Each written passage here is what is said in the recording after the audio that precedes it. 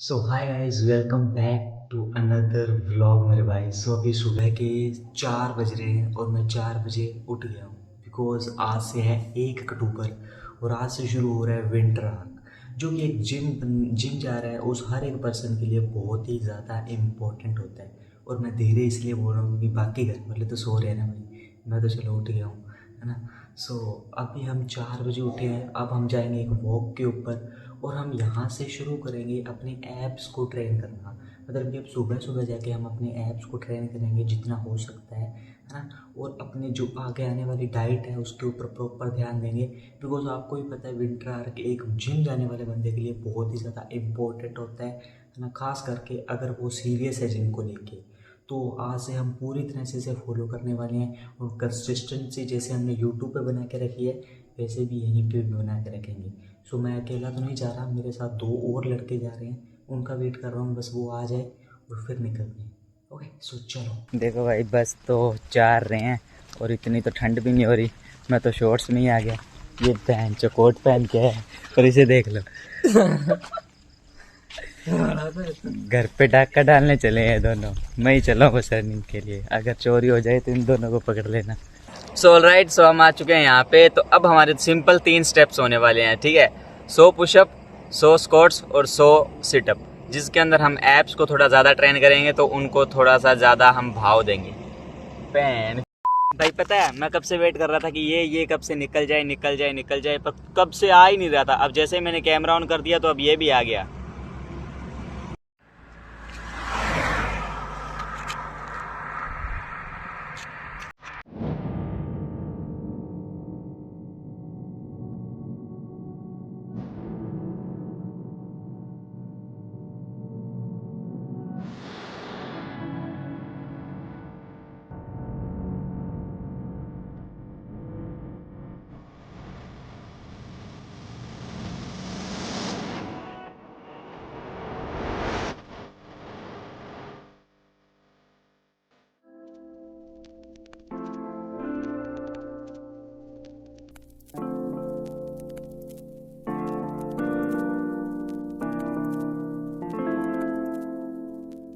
देखो, आज था पहला दिन विंटर आर्क का, जो कि इजीली हमने कंप्लीट कर दिया। बट ये पहला दिन है भाई, अभी पूरी जर्नी बाकी है। और पहले दिन तो बंदे आ जाते हैं, बाकी के दिन बहुत ही मुश्किल हो जाता है। जैसे ये 2 मेरे साथ आए हैं, इनका भी मेरे को मुश्किल लग रहा है आने वाले टाइम में। पक्का आएंगे, बट मुश्किल है। और मुश्किल ही तो विंटर आर्क के अंदर होता है ना, इसके अंदर यही सब तो करना होता है। कंसिस्टेंट रहने का पूरा ट्राई करेंगे और जितने दिन मैं आऊँगा हर दिन की वीडियोज़ में अपलोड करता जाऊँगा, जिससे मेरे को भी मेरा प्रोग्रेस पता चलता रहे। ओके, फिलहाल घर चलते हैं और अपनी जो पहली मील है वो ले लेते हैं, वरना हमारी जो डाइट है वो कंप्लीट हो नहीं पाती है पूरे दिन की। स्टार्ट करते हैं। देखो, मेरे को ना बस स्टैंड जाना है और बस स्टैंड जाने के लिए मैं डायरेक्ट बस स्टैंड भी जा सकता था, बट धूप इतनी ज़्यादा हो रही है, मेरे से अब चला नहीं जा रहा और मेरे को कोई छोड़ने वाला है नहीं बस स्टैंड तक, कोई बाइक वाला। ठीक है, तो मेरा एक प्लान बना कि ना हमारे बस स्टैंड पर है पार्सल मेरा। अब जाने को तो मैं भी लेके आ सकता था, बट वही बात, मेरे से चल के नहीं जाया जाएगा। मैंने कर दिया मेरे दोस्त को कॉल और मैंने बोला उसको कि भाई ऐसे कर, मैं घर पे नहीं हूँ भाई, जा बस स्टैंड पे पार्सल आया लेके आ। अब वो वहाँ से आएगा, मतलब कि हमारे से वो 2-4 किलोमीटर दूर है, वो वहाँ से आएगा पार्सल लेने जाएगा। और मैंने बीच में उसको बोला कि घर से कुछ सामान लेना है, वो भी लेके होके जाना। अब वो जैसे घर के आगे आएगा, मैं उसको सरप्राइज़ दूँ, मैं उसके साथ बैठ के बस स्टैंड तक जाऊँगा। मतलब कि दिमाग लगाना चाहिए। और दोस्त कभी कभी तो काम आते हैं, ऐसी जगह ही तो काम आते हैं, ऐसी जगह काम नहीं आएंगे तो फिर कहाँ आएंगे। अब ये इंसान सिर्फ मेरे को बस स्टैंड तक छोड़ने का काम करेगा और कुछ नहीं। ठीक है गाइस, करीबन 2 बज रहे हैं और मेरे को 4 बजे जिम जाना है। तो देखो, अभी अगर आप डाइट लोगे ना, मतलब कुछ भी लोगे, तो वो ऐसी होनी चाहिए जो अगर आपको इस टाइम के अंदर डाइजेस्ट हो जाए। और वो उसके लिए सबसे सही क्या रहता है, कोई भी शेक ले लो या कोई भी जूस ले लो भाई। जैसे कि मैं अभी चाय पी सकता हूँ, बट नहीं, चाय मैंने काफ़ी टाइम से अवॉइड की हुई है और मैं छोड़ रहा हूँ उसे, क्योंकि एब्स के ऊपर फर्क डालती है। तो इसलिए हम तो ये एक बनाना शेक, जो तब तक डाइजेस्ट भी हो जाएगा और अच्छा पंप भी देगा हमें वर्कआउट के टाइम।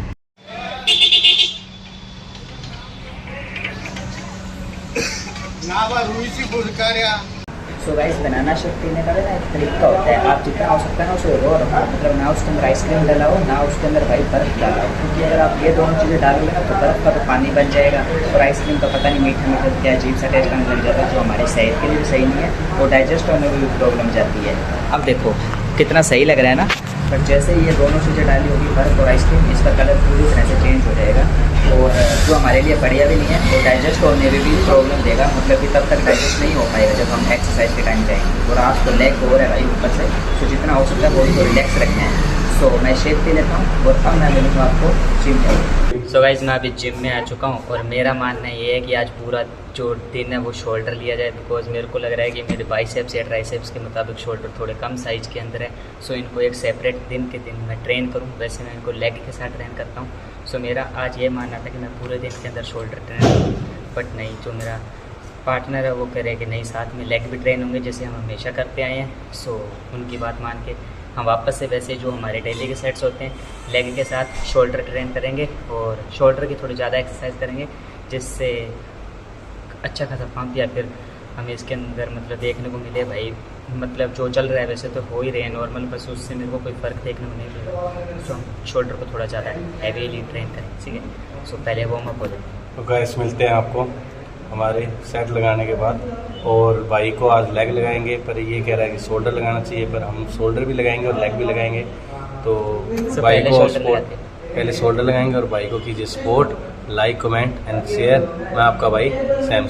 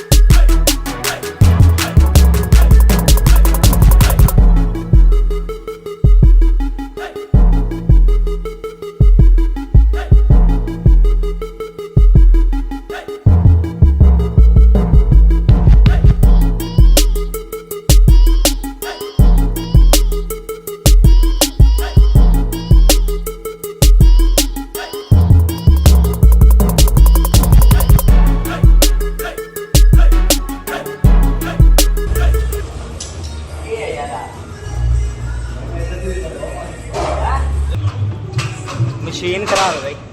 देखो एक फैक्ट बताऊं, ये जो एक्सरसाइज होती है ना, ये जो साइड रेजेस वाली ये वाली है ना, इसके अंदर भाई अगर आप गिन गिन के लगाओगे ना, मतलब कि सेट रेपिटेशन लोगे 16, 15, 14, तो कोई भी मतलब फ़र्क नहीं डालने वाली।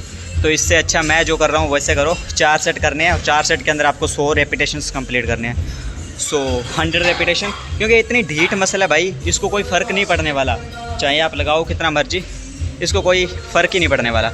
सो इसलिए 100 रेपिटेशन या 120 रेपिटेशन के साथ जाओ इसके अंदर। बहुत ही केड़ा पंप और बहुत ही जल्दी ग्रो होगी ये मसल।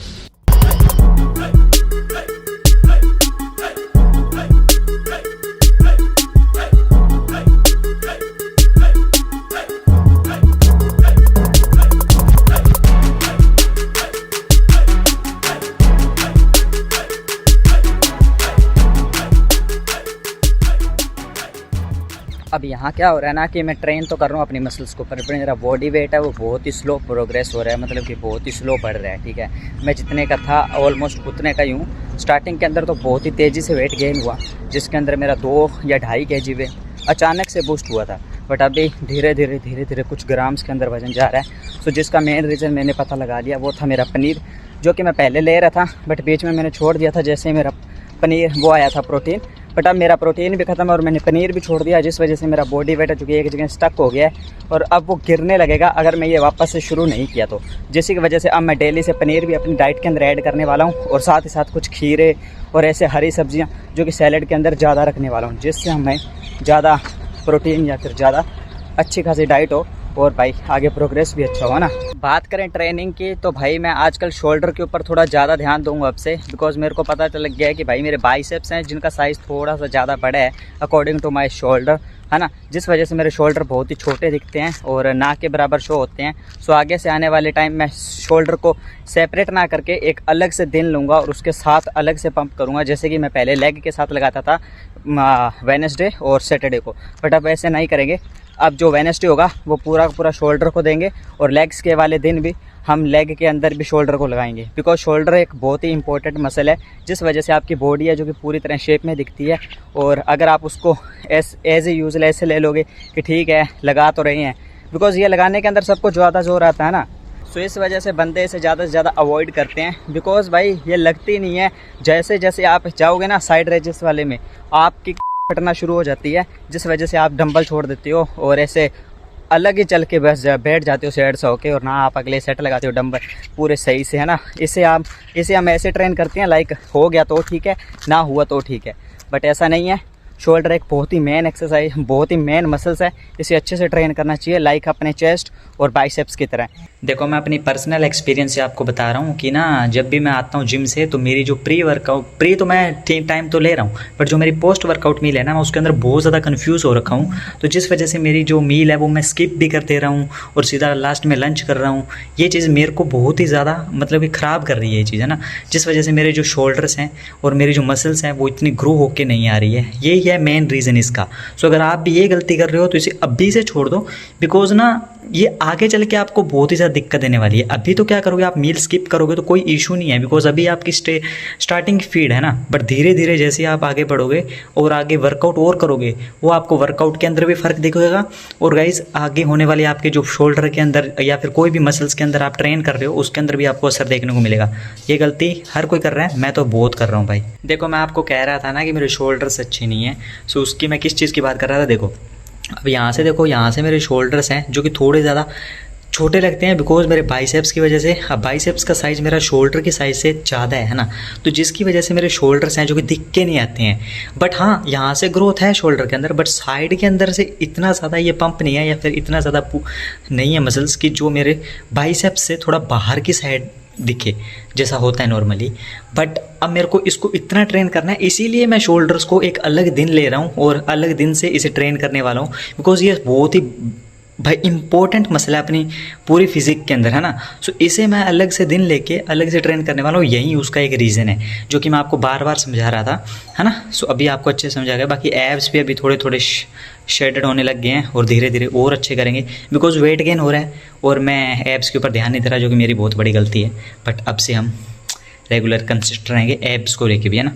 बाकी भाई आप सोच रहे होंगे ऐसा मैं शूट क्यों कर रहा हूँ, क्योंकि मेरे पास कोई शूट करने वाला नहीं है और यही एक फ़ीचर है मेरे पास। सो देख लो यार जैसा आ रहा है। देखो सो डिनर में हमारे ये रहेगा 300 ग्राम पनीर और कोई भी दाल, ठीक है, जो भी आपके घर पे बनी है, और 2 रोटी और साथ में खीरे। एक पूरी बैलेंस मील हो जाएगी शाम के टाइम और अच्छा खासा प्रोटीन मिल जाएगा। और भाई फैट जितना हो सकता है उतना कम, ठीक है।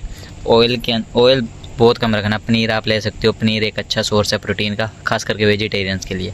सो ये मील्स मैं ख़त्म करता हूँ फिर आपको बात करता हूँ। सो कल वो रात को मैं मील लेके और डायरेक्ट सो गया था भाई, बिकॉज सुबह जल्दी उठना होता है तो उसके अंदर स्ट्रगल करना पड़ता है फिर अगर मैं नींद नहीं पूरी होती, और ग्रोथ होगी नहीं अगर नींद नहीं पूरी होगी, क्योंकि स्लीप इज़ वेरी इंपॉर्टेंट, ठीक है।